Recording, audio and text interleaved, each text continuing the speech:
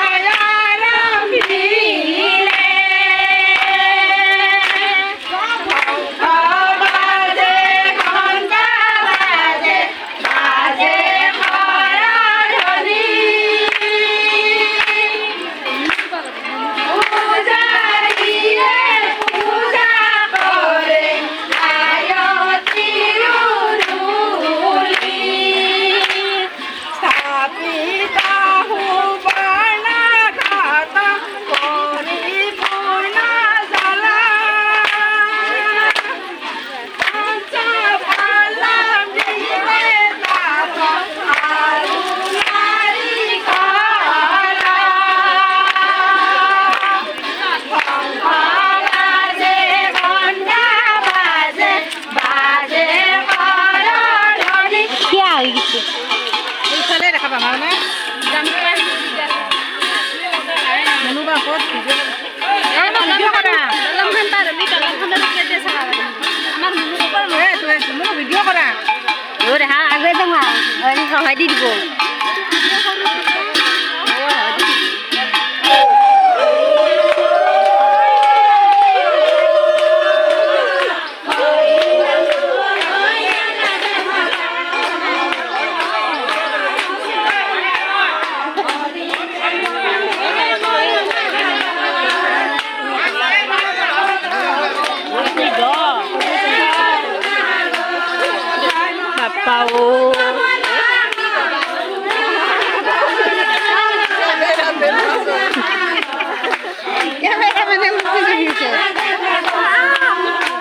হ'ব দে জকালৈকে পাৰা তুলিব নহ'লে